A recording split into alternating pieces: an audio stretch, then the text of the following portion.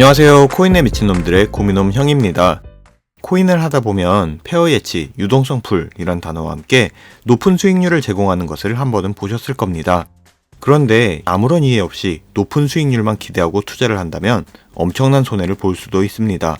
이번 영상에서는 지난번 소개한 덱스에 이어 유동성 풀, 그리고 사용자가 감당해야 할 리스크에 대해 자세히 알아보겠습니다.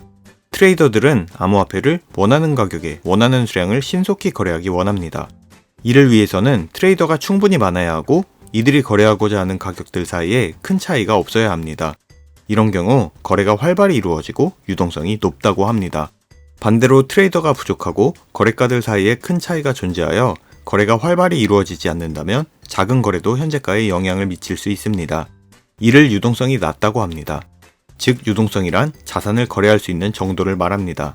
그리고 이러한 유동성을 제공하기 위해 디지털 더미에 자산을 모아둔 풀을 유동성 풀이라고 합니다. 이해를 돕기 위해 거래소를 몰, 유동성 풀을 마켓, 그리고 암호화폐를 물건에 비유하도록 하겠습니다. 몰 안에는 여러 개의 마켓이 있습니다.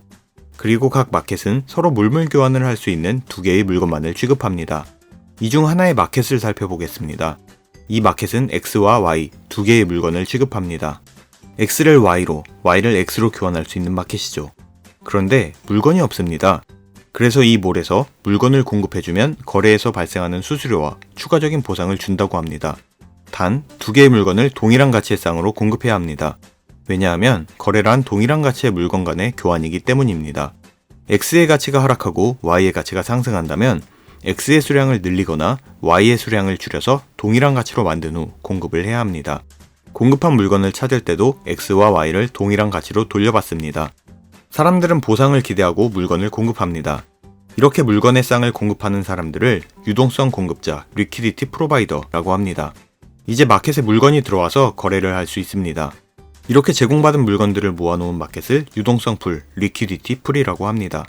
물건의 가격은 AMM이라는 알고리즘에 의해 결정되는데 현재 마켓에 보유하고 있는 두 개의 물건을 기준으로 수학 공식을 사용하여 가격을 산출합니다. AMM에 대해서는 뒤에서 자세히 다루도록 하겠습니다. 이제 트레이더들은 마켓을 통해 X를 Y로, Y를 X로 교환할 수 있습니다. 이렇게 암호화폐를 교환하는 것을 스왑이라고 합니다. 거래가 발생함에 따라 X와 Y의 수량이 달라지고 이에 따라 AMM을 통해 가격이 새롭게 산출됩니다. 거래에서 발생한 수수료는 유동성 공급자에게 지분에 따라 돌아갑니다. 이 외에도 거래소는 유동성 공급자들에게 더 많은 보상을 주며 유동성 공급이 더욱 활발히 일어나게 합니다. 이렇게 유동성을 제공하고 보상을 받는 것을 유동성 채굴, 리퀴디티 마이닝이라고 합니다. C. 유동성을 부려 농작물, 이자를 수확한다는 의미로 이자 농사, 일드 파밍이라고도 합니다. 그런데 이렇게 많은 보상을 주는 유동성 공급에도 리스크가 있습니다. 바로 AMM의 수학 공식에 그 리스크가 숨겨져 있습니다.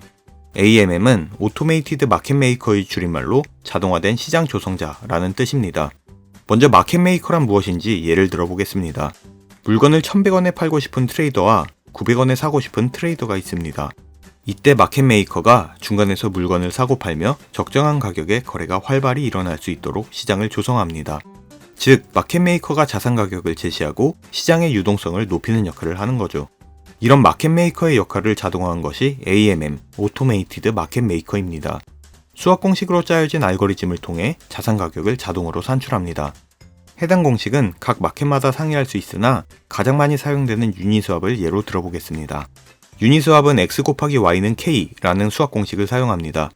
유동성 풀 안의 암호화폐 X의 수량을 X, Y의 수량을 Y, 그리고 K는 고정된 상수입니다. 이때 K값은 맨 처음 유동성을 공급한 암호화폐의 수량에 의해 결정됩니다. 굉장히 간단한 수학 공식처럼 보이지만 자세히 살펴보면 감수해야 하는 리스크가 있습니다. 트레이더와 유동성 공급자의 입장에서 발생할 수 있는 손실을 생각해 보도록 하겠습니다. 먼저 트레이더가 감수해야 하는 손실을 살펴보겠습니다. 암호화폐 X 100개와 암호화폐 Y 400개가 유동성 풀에 들어있다고 하면 K는 4만이 됩니다. 이때 트레이더가 암호화폐 X 10.03개를 암호화폐 Y로 바꾸려고 합니다. 0.3%의 수수료를 떼고 암호화폐 X 10개를 교환하게 됩니다. 유동성 풀의 교환비가 1대4이기 때문에 암호화폐 Y 40개를 받을 수 있는 것처럼 보이지만 실제로는 차이가 있습니다. K는 4만으로 일정한데 외부에서 유동성 풀로 암호화폐 X가 10개 유입되었기 때문에 110 곱하기 Y는 4만이 됩니다. 유동성 풀 안에 있어야 할 암호화폐 Y는 363.64개입니다. 따라서 트레이더가 받을 암호화폐 Y의 개수는 400 빼기 363.64, 즉 36.36개가 되는 것입니다. 기대했던 암호화폐 Y 40개와는 3.64개의 차이가 생기게 되죠. 이와 같이 스왑 시 발생하는 손실을 프라이스 임팩트라고 합니다. 그렇다면 암호화폐 X 10,000개와 암호화폐 Y 40,000개인 유동성 풀은 어떨까요? 암호화폐 X 10.03개를 스왑 시 받을 수 있는 암호화폐 Y는 39.96개로 0.04개의 프라이스 임팩트가 발생하게 됩니다. 위의 예시와 같이 유동성 풀이 충분히 크다면 스왑에서 발생하는 프라이스 임팩트는 0으로 수렴합니다. 큰 손실 없이 스왑이 가능하겠죠. 그리고 스왑 버튼을 누른 후 완료되는 사이에 다른 트레이더에 먼저 발생한 스왑이 완료되어 유동성 풀 안의 암호화폐 비율이 변동될 수 있습니다. 이로 인해 스왑되는 수량의 차이가 발생하게 되는데 이를 슬리피지라고 합니다.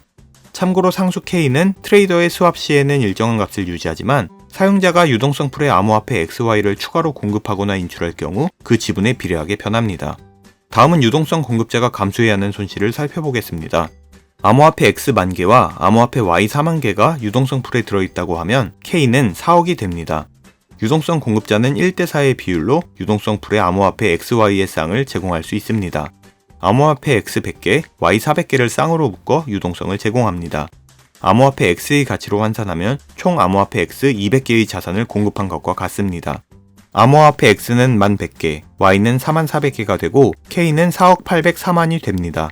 그리고 유동성 공급자는 101분의 1의 지분을 가지게 됩니다. 이 지분에 따라 유동성 공급자는 보상을 받게 됩니다. 시간이 흘러 암호화폐 X와 Y의 가치가 1대1이 되었습니다. 유동성 풀 안의 교환비는 시장의 가격을 따라가게 되는데 트레이더들이 시장가와의 차익을 챙기기 위해 스왑하기 때문입니다. 유동성 풀에 추가적인 공급이 없어 K는 동일하고 트레이더들은 유동성 풀에서 암호화폐를 교환하여 유동성 풀 안의 암호화폐는 X 22,000개, Y 22,000개가 되었습니다. 이때 유동성 공급자가 제공한 암호화폐의 쌍을 출금하려고 합니다. 전체 지분의 101분의 1을 가지고 있기 때문에 암호화폐 X 200개와 Y 200개를 받게 될 것입니다. 암호화폐 X의 가치로 환산하면 총 400개가 됩니다. 그런데 만약 기존의 암호화폐 X 100개와 Y 400개를 유동성 풀에 제공하지 않고 그대로 가지고 있었다면 어땠을까요? 암호화폐 X의 가치로 환산했을 경우 500개의 자산이 되었을 것입니다. 유동성을 제공하는 동안 받는 보상을 제외하고 원금만을 생각한다면 유동성을 제공하지 않았을 경우 대비 암호화폐 X의 가치로 100개의 손실이 발생합니다. 하지만 암호화폐의 쌍을 출금하기 전까지는 실제로 발생하지 않은 손실로 비영구적 손실이라고 합니다. 비영구적 손실에 대해 그래프로 자세히 살펴보도록 하겠습니다. 파란 점선은 유동성을 공급할 때, 빨간 점선은 현재입니다. 유동성 풀 안의 암호화폐 X의 수량을 X, Y의 수량을 Y라고 하면 다음과 같은 그래프가 그려집니다. 암호화폐 X, Y의 수량은 서로 반비례 관계입니다. 유동성 풀 안의 암호화폐 X의 수량이 늘면 Y의 수량은 줄어들고 X의 가치는 하락, Y의 가치는 상승할 것입니다. 그리고 암호화폐 X의 가치 대비 Y의 가치를 P라고 하면 P는 Y분의 X가 됩니다. P값에 따른 암호화폐 X, Y의 수량을 그래프로 나타내면 다음과 같습니다.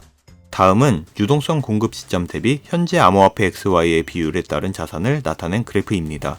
여기서 점선은 유동성 공급을 하지 않고 암호화폐 X, Y를 그대로 가지고 있을 경우입니다. 두 자산의 차이가 바로 비영구적 손실입니다. 유동성 공급 시의 자산이 유동성 공급을 하지 않았을 때보다 더 적은 것을 확인할 수 있습니다. 유동성 공급 시점 대비 현재 암호화폐 X, Y의 비율이 4배 차이가 난다고 하면 비영구적 손실은 20%가 됩니다. 비영구적 손실을 표현한 그래프입니다. 유동성 공급 시점과 현재 암호화폐 X, Y의 비율의 차이가 작을수록 손실이 작은 것을 확인할 수 있습니다. 이 그래프를 로그로 표현하면 다음과 같습니다. 유동성 공급 시점과 현재 암호화폐 X, Y의 비율이 10배인 경우와 10분의 1이 되는 경우의 비영구적 손실이 같은 것을 확인할 수 있습니다. 유동성을 공급할 때의 비율과 비슷한 비율이 되었을 때 출금한다면 비영구적 손실을 최소화할 수 있습니다. 유동성을 공급할 때 수익 창출을 위해서는 높은 이율의 보상과 비영구적 손실을 잘 따져보아야 합니다. 그렇다면 유동성을 공급할 때 비영구적 손실이라는 리스크를 줄일 수 있는 방법은 없을까요? 첫 번째는 스테이블 코인과 다른 암호화폐를 쌍으로 묶는 것입니다. 스테이블 코인은 변동성이 없기 때문에 다른 하나의 암호화폐 변동성만이 리스크로 작용합니다. 변동성에 빠르게 대응할 수 있고 하락장에서 상대적으로 큰 손실을 피할 수 있습니다. 두 번째는 서로 상관관계가 있는 암호화폐를 쌍으로 묶는 것입니다. 서로 상관관계가 있는 암호화폐는 가치의 변동이 비슷하게 발생하기 때문입니다. 즉, 가치의 비율이 상대적으로 적게 변하기 때문에 비영구적 손실을 줄일 수 있습니다.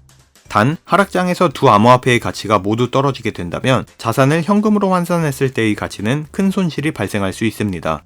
마지막으로 비영구적 손실이 사라질 때까지 유동성 공급을 유지하는 것입니다. 출금을 하지 않는다면 실질적인 손실은 발생하지 않고 보상을 받으며 수익을 창출할 수 있습니다. 단, 두 암호화폐의 가격의 비율이 같아질 거라는 근거나 확신이 있어야겠죠. 유동성 풀, 정확히 이해하는 것이 리스크를 감당하며 성공적인 투자로 이어집니다.